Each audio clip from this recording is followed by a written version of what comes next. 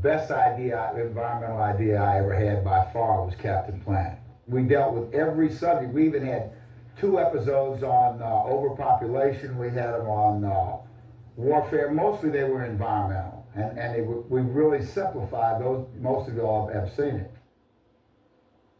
Still, Turner often called CNN the greatest achievement of his life.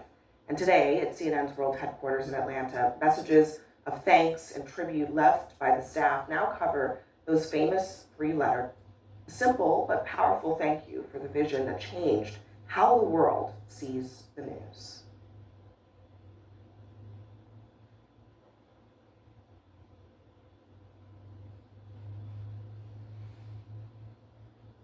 The news channel for America, the cable news network. I can go on and on about the things Ted Turner will be remembered for years from now. Launching CNN, pioneering 24-hour news, starting Turner Classic Movies, TNT, Cartoon Network, Captain Planet, owner of the Atlanta Braves, the Hawks, his philanthropy, his work as a conservationist. My colleague Christiana Amanpour said it best. He was the original. He made us all strive for his vision of a better world. I want you to listen to what Ted told Christiane about his legacy in one of his final interviews. What do you most want to be remembered for? The good things I've done. What's your proudest achievement? My family first, and outside my family, CNN. And what advice would you have for any young person who came to say, Ted, you've done it all, what can you tell me? Clean energy. Joining me now, presidential historian Douglas Brinkley. Doug, it's so good to see you. I mean, look, his advice to young people there, it was very telling. Clean energy. And we can't forget this is the same man who made the cartoon Captain Planet about an environmentalist superhero. I wonder how much of his legacy will be defined not only, of course, from CNN, but by his philanthropy, his conservationism. Well, that's a great question. I think always the CNN story, the media story, the boom out of Atlanta in 1980 was CNN. But history is going to judge him as this extraordinary conservationist and environmentalist. I'm not exaggerating. I've written books about Theodore Roosevelt and conservation and FDR. In our era, what Jimmy Carter did as president, saving lands in Alaska, and what Ted Turner did, teaching us how to protect endangered species, falcon and bison, owning 2 million acres. He started at the Bar None Ranch in Montana. He loves the outdoors, but he loved the idea of wild America, the outdoor America, wilderness, and that if we just built strip malls and poured concrete, we'd lose what was so special and unique about our national character. So I put him as one of the top conservationists of our lifetime, Laura. He was a kingpin at it and did so many things. I mean, the tributes have been pouring in all day, and they've been pouring in from people on both sides. I mean, that is very rare in this age of growing anti-billionaire sentiment. What do you think set him apart from the kinds of billionaires that we see today? Well, and to your point, I saw Rupert Murdoch of Fox News talking about what a game changer Ted Turner was just in general in his life. Ted Turner, as you just played the great clip, family. He has 5 kids. I hope they're watching right now. He has 14 grandkids, and they're all involved with his philanthropy on saving lands, on clean air, and on clean water, on making the earth a healthier place. And in addition to conservation, and I was there, I was young in the 90s in the ballroom, like eating the bad chicken when he made the pledge for the $1 billion to the United Nations Foundation at that dinner. It blew everybody's mind because he said, let's do it. Here's $1 billion. Where's your billion? Where's your billion? He had chutzpah, he had humor, he was wild-eyed. He could be a bit of a troublemaker, but he marched like Henry David Thoreau used to say, to the beat of his own drum. Nothing phony about Ted Turner. You're dealing with somebody unvarnished, raw, who had vision, and his visions are going to live on, because this idea of teaching young people to not have nature deficit disorder, to not know about, fish and birds, And Flora, there is no world if we just start destroying it all. And Ted Turner, beyond being the billionaire businessman, really did so much to, as a teacher, and wanted to teach young people about planet Earth and to take care of it. And part of that was his fight against nuclear weapons, not non-nuclear proliferation. Yeah. Not just Ted Turner, but Secretary of State, former Secretary of State George Shultz, a Republican, was doing the same thing. We can't keep building nukes and expect to be on planet Earth. He's not looking at Mars. He's looking at how to be a caretaker, steward here in America. So anybody who loves state parks and outdoor life needs to salute Ted Turner. And it's sad we lost him, but his vision on ecology environment will live onwards. Obviously, his vision of the news, game changing. I wonder how it changed our relationship with politics. It changed it mightily. And, look, in 1991, Turner became Time Magazine's Person of the Year, the year that the Soviet Union broke up. He was that giant. And I remember 1987, the Challenger disaster, CNN would cover it. The Gulf War covered it. CNN changed the world, and Ted Turner's the one who started bringing news to us in a different way. And he cast a large shadow in Atlanta and Montana and beyond. I never got a chance to meet him, and yet I thank him for the opportunity to be here. Douglas Brinkley, thank you so much. Thank you, Laura. And thank you for watching. The Story Is with Alex Michelson starts right now. It was in my book, yeah. When I got back into the cell, I opened my book to read, and there it was. And he wrote it and stuck it in the book. And that was, I believe, the reason why he stopped saying, because he didn't want to go to suicide watch, because I think his first thing was, oh yeah, he tried to blame me for attacking him. A medical examiner ruled Epstein died by suicide in August of 2019.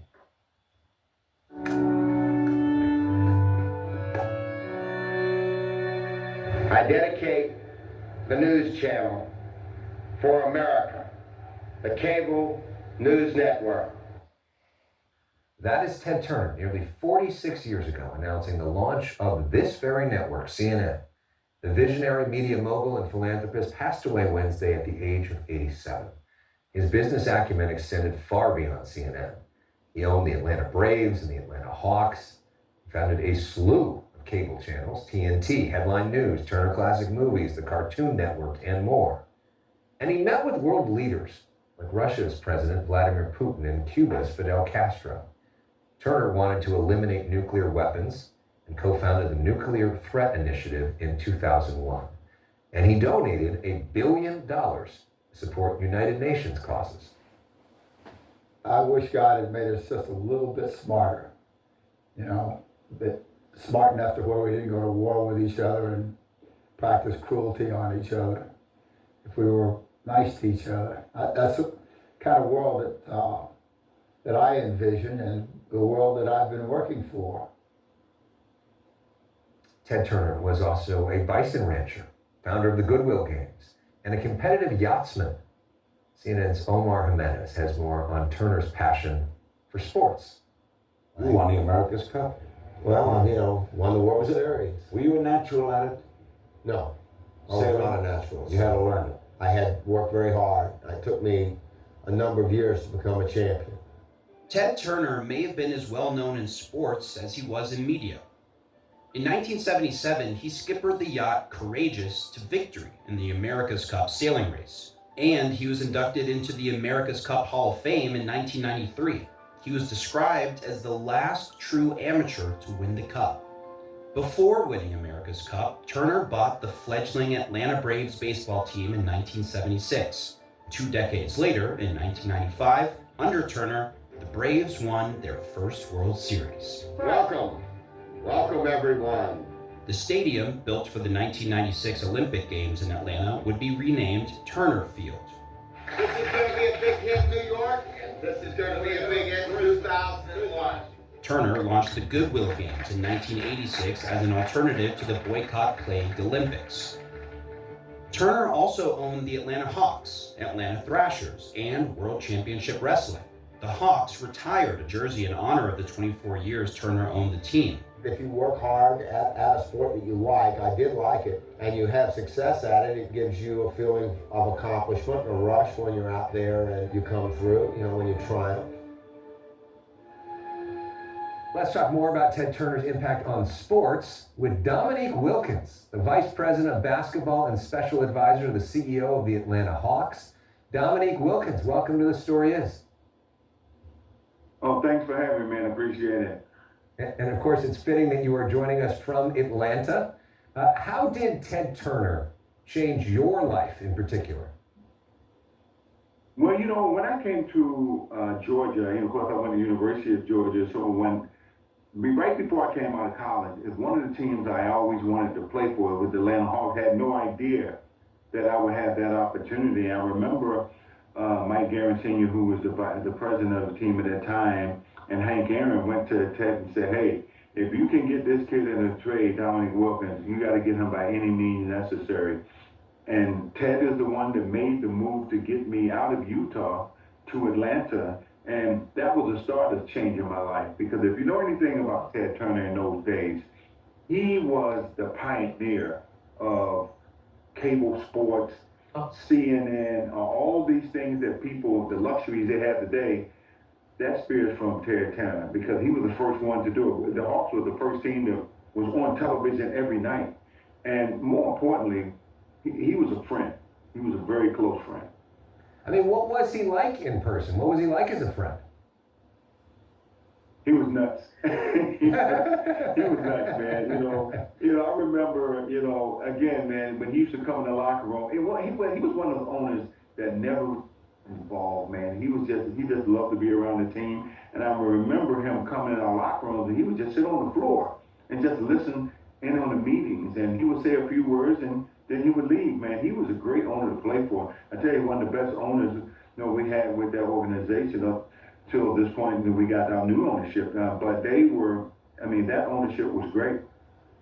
Yeah, and we're looking right now at video of his name being raised into the rafters in Atlanta, which is not far from where your jersey is retired in Atlanta. There we see David Stern, who was then the commissioner of the NBA, doing the honors there with Ted Turner. What does it mean for you to have your name right next to Ted Turner in an arena that might not be downtown without Ted Turner?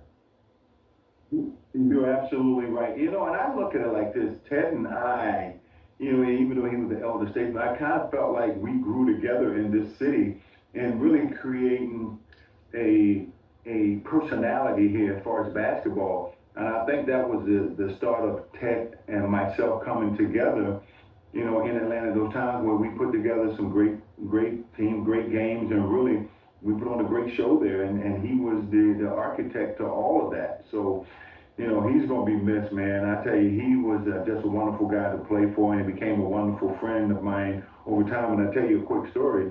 I remember when I got traded, and I remember we were coming down the escalator, and he was at CNN, and he said to Jim at the time, he said, "Why do you ever trade Neek without my permission?" He said, "I should fire everybody for doing that." I remember it like it was yesterday. And that's what kind of guy he was. And he didn't say anything just to be saying it. He meant every word he said. He was that kind of guy. Of course, you've got a leadership role with the team now. Ted wrote this long book about leadership, his life, which is really great. What's sort of the most important thing you learned about leadership from watching Ted Turner in person? Well, I think one of the biggest things I learned from Ted is being able to take calculated risks. Don't be afraid of the moment. And he always told me, hey, Neek, man, when in order to get big, ever to do it big, you can't be afraid to take big steps. And that came from Ted Turner. We had a lot of conversations, man. It was much more than like an owner-player relationship. We had a true friendship. And I had a lot of things that I did early in my life after I retired, a lot of stuff that I talked to Ted about. So he turned me on to a lot of cool stuff. Well, Dominique Wilkins, it is so great to have you here on CNN honoring Ted Turner's life. Thank you for all the joy that you have brought to so many of us. One of the great dunkers of all time, great broadcaster, now great executive with the Atlanta Hawks. Thank you so much for being with us. No, thank you, man. Thank you. I'm glad they recognize him in this way. He deserves it. So thank you for having me. Still to come.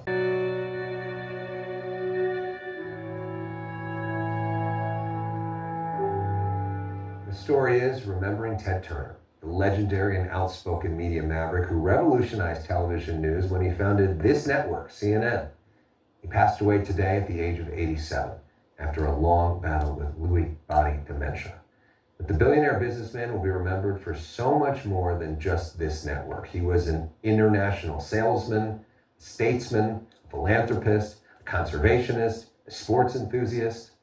CNN's chief international anchor, Christiane Amanpour, who knew him well, has this tribute. I dedicate the news channel for America. Ted Turner, the man who changed the world by creating CNN in 1980. It was the first on-demand global television news channel. Were you trying to create a revolution with 24/7 news, or were you just trying to find another brilliant business opportunity? Both. And I thought it through very carefully. That's what I did. I studied the situation and I knew what I was doing.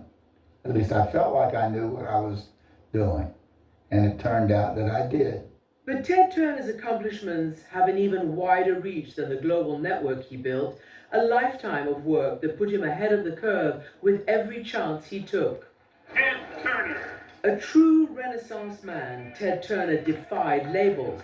Yes, he became a billionaire businessman, but he was also a philanthropist, a conservationist, a sports champion. Aren't they cool? I never get tired of them. And an optimist, as he told me when I visited him on his Montana ranch in 2015, surrounded by his beloved bison, a species he had nearly single-handedly brought back from the brink of extinction. Remember, I'm supposed to be shooting for something that's impossible to have happen in my lifetime.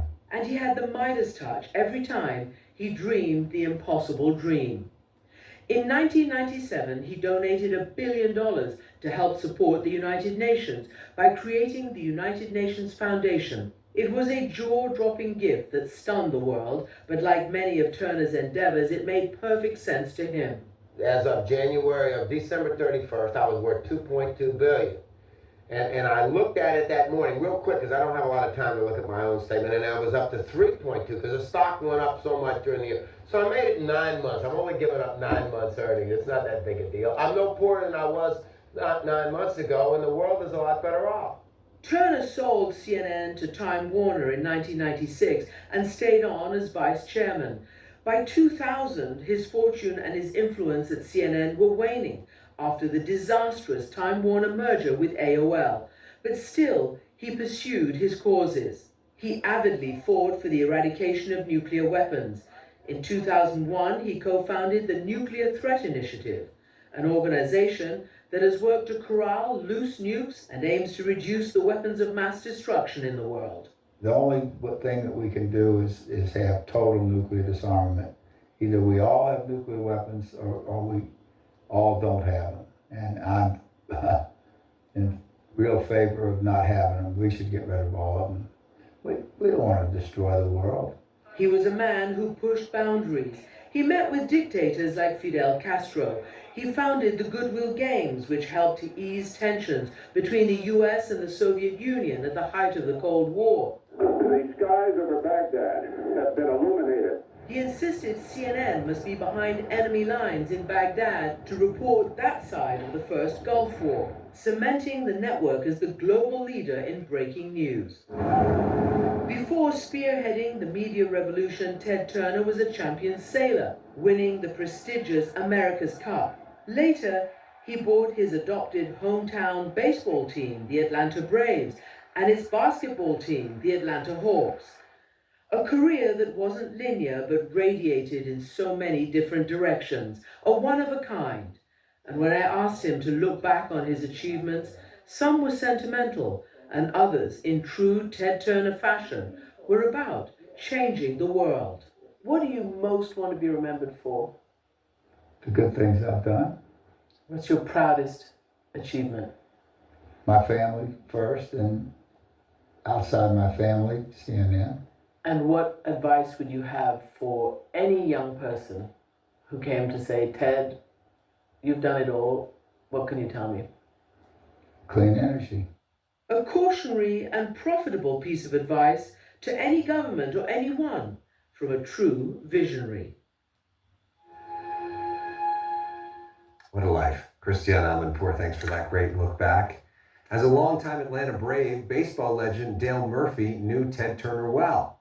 Former NL MVP, 7-time All-Star, joins us live now from Utah. Thanks so much for being with us. How did Ted Turner change baseball? Well, like someone said today, I read that whether people know it or not, especially the young people, they're enjoying sports and watching the Braves and everything that they like to do as far as the sports world is concerned in a world created by Ted Turner. It was revolutionary. If you remember, when I was growing up, we watched one game a week.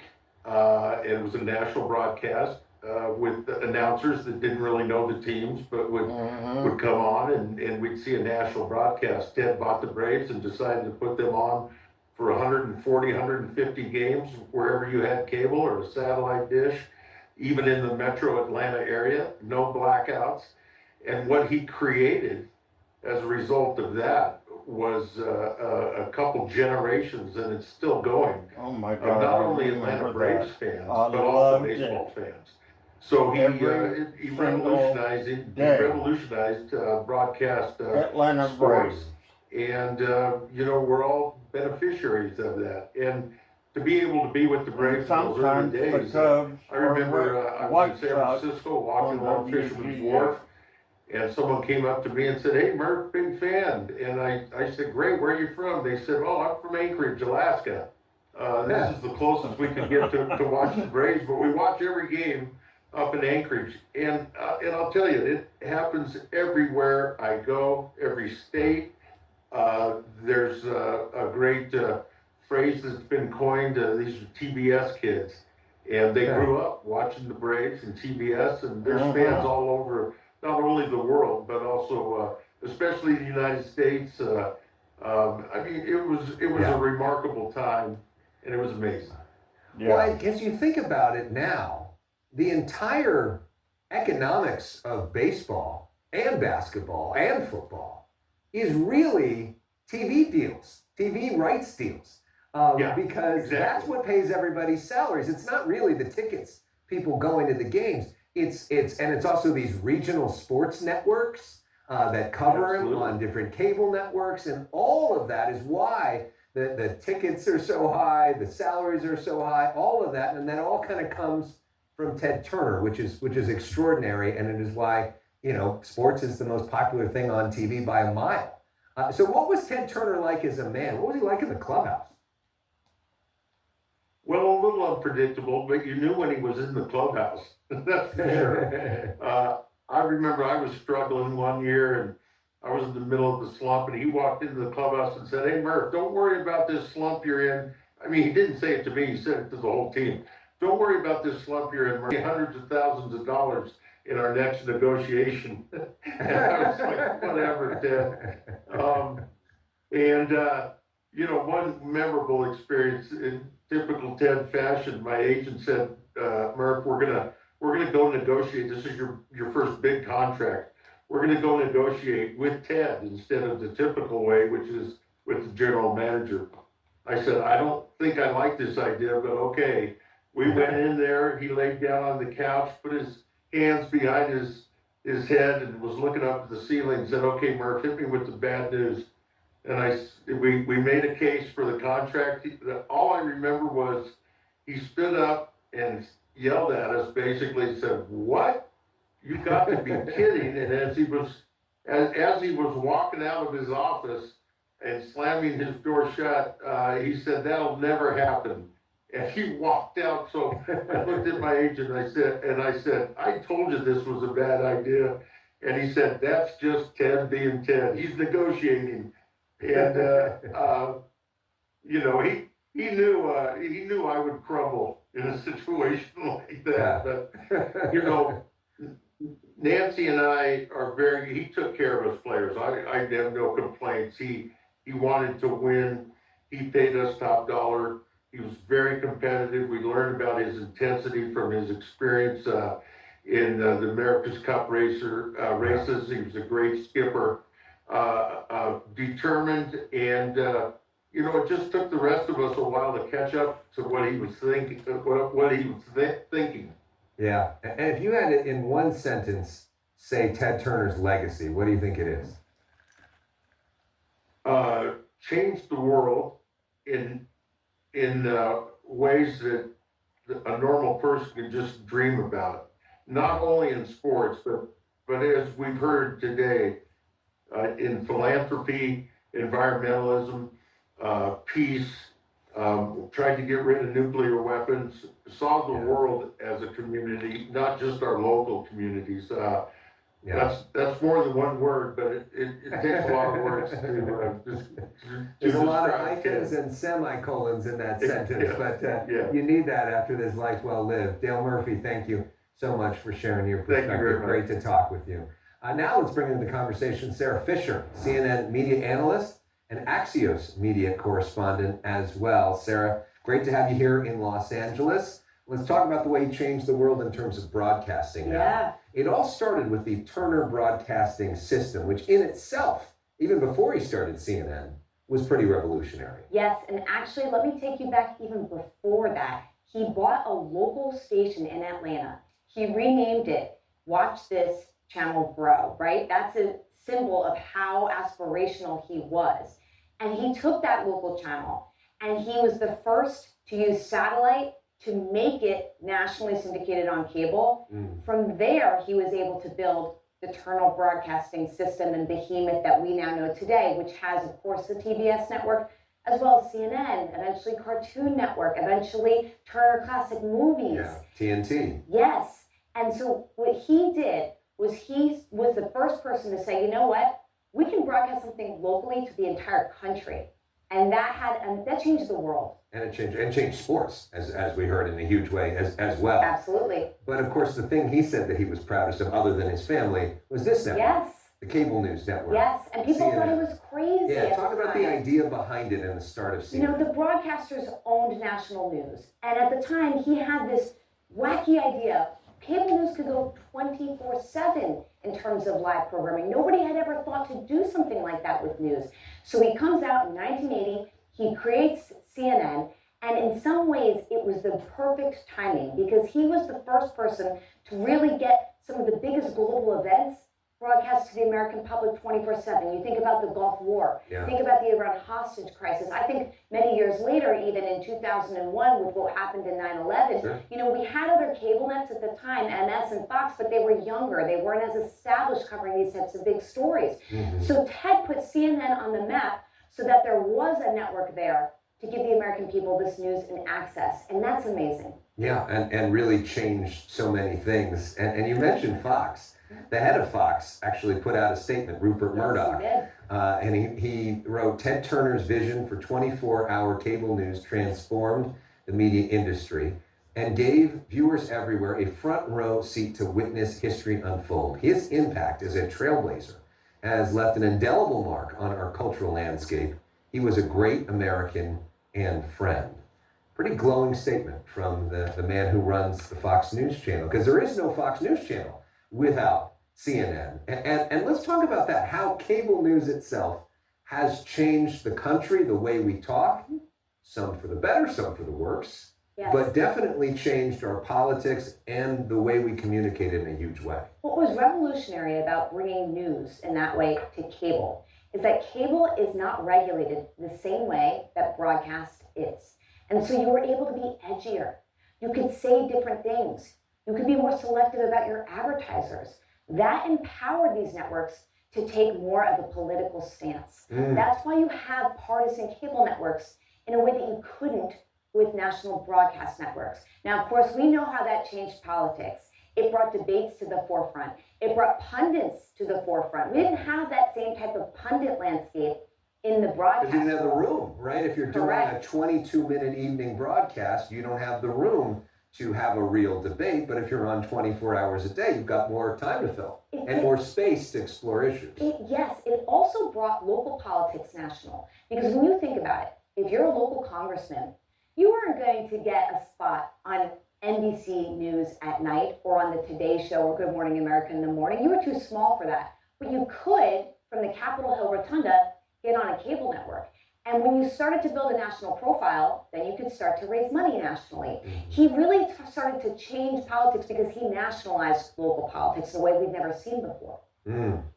And cable news is in a different place now than even when he left it. He kind of left it at the peak. At the peak, Yes. And now it's in a new era. It is in a new era. At its peak, more than 100 million American households subscribed to cable. Right now, it's down to around 60 million. So it's lost about 40% of its reach. And that's because, of course, more people are streaming content. But cable is still big. I don't want to say that it's not impactful. 60 million households, major streamers would kill to have that kind of penetration. The challenge is as sports rights move to streaming, so will many of the other networks. But Ted Turner, he built this entire empire that now still reaches to this day 60 million people. There's something to be said for that. And not only that, a brand like CNN reaches so many people in the digital and streaming plans in 200 countries around the world and all the rest of it. So I'll ask you the same wrap-up question that I asked him. How do you describe Ted Turner's legacy in a sentence? Ted Turner is somebody who inspired other people who had success to give back. Donating $1 billion to create the United Nations Foundation is what eventually led to the Gates Foundation. It's what eventually led to the Giving Pledge. It's what has inspired billionaires today to recognize that the right thing to do is to give back. That is his true legacy. It is unbelievable that you think that one man was able to do this much with one life, but it shows that one man really can change the world. Absolutely. Or woman. Sarah Fisher, great to have you in Los Angeles. Come visit us more often. Thank you, Alex. We'll be back with more of The Story Is as we remember Ted Turner.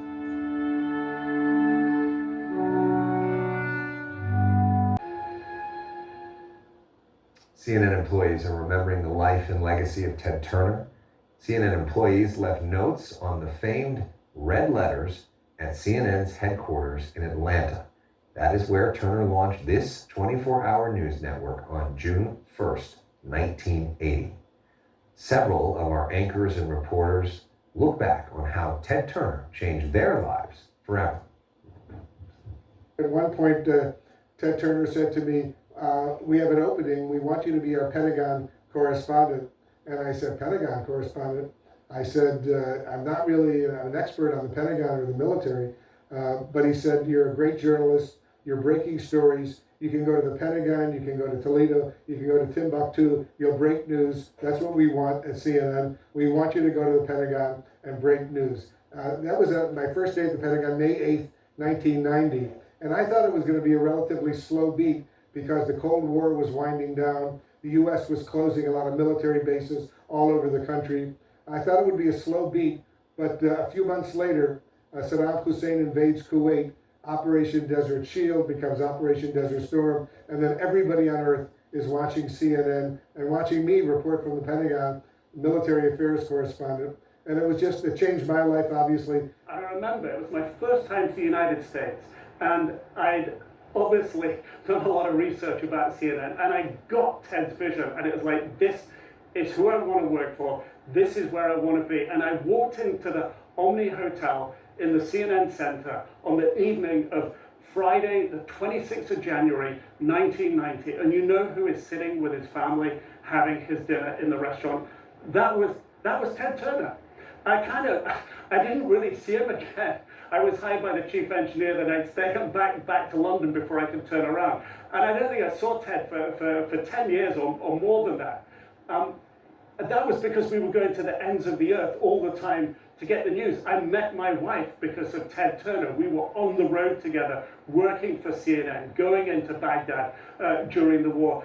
Ted gave us the passion, the commitment to do that, the inspirational things we did. He also was very clear that we had to cover all sides of the story.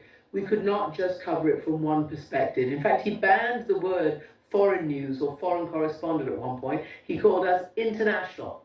And that was him saying we're all part of one global community. And it might sound quaint today, but it's what we all believed in.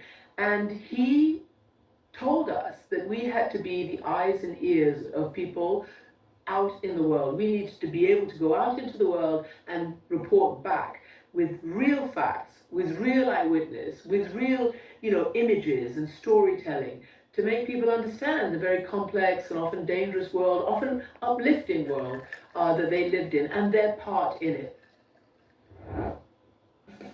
You're watching The Story Is. For our international viewers, World Sport is next. For our viewers in North America, I'll be back with more news. Randy K, thank you. Very scary. It is a story spanning the globe, yet touching individual lives, the kind of story that Ted Turner built CNN to report. Sadly, this one is about him. Ted Turner died today. He was 87 years old, and what a force of nature and a pioneer, not just in cable news, but baseball and boat racing and bison preservation and world peace. Here he is. It'll be 46 years ago next month, launching what would become what you are seeing right now. To act upon one's convictions while others wait, to create a positive force in a world where cynics abound, to provide information to people when it wasn't available before. I dedicate the news channel for America, the cable news network. Well, he fought a lot of skeptics, many of whom ran broadcast networks to even get to that moment, which he later said he'd been thinking of for years. Well, I actually thought about it back in 74, 75. Before I did it, I thought it would be really convenient whenever you got home to be able to tune into the news instead of having to get home at 6:30 or wait till 11 o'clock, because in those days, the news only came on in the early evening and very late. Well, the idea caught on slowly at first, and suddenly, one January, Ted Turner's brainchild was in the right place at the right time in a way that no one else was. This is, something is happening outside. Peter Arnett, join me here. Let's describe to our viewers what we're seeing. The skies over Baghdad have been illuminated. We're seeing bright flashes going off all over the sky. Skies over Baghdad have been illuminated. That was CNN's Bernie Shaw. Peter Arnett was there, and company at the network that Ted built at the start of Operation Desert Storm. Two other CNN veterans, television pioneers, join us now. CNN's Christiane Amanpour and PBS's Judy Woodruff. What a remarkable person to have graced this planet and created so much. A complex figure. Christiane, people tell stories about Ted Turner in the early days of CNN walking through the newsroom like here in his bathrobe, grabbing coffee in the break room, getting snacks. What do you remember about him from back then? I remember that. I was hard to forget.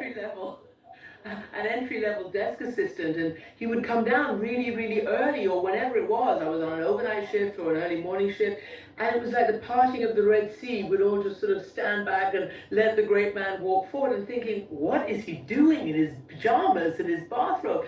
But I just thought it was so unbelievably cool, because right there and then you saw that this truly great man was a man of the people, so to speak. You know, there was very little sort of barrier between him and us. Not that we were all friends and on first name basis, we worked for him, but we knew that he was absolutely in love with CNN, loved the creation that he made, and loved the impact that it was having, and all of us willing foot soldiers, you know, saluting and following our commanding officer into battle, which literally we did, through thick and thin, through when he could make payroll, maybe when he couldn't, and it was just the most exhilarating experience, amazing, especially for a young entry-level, you know, wannabe foreign correspondent like myself.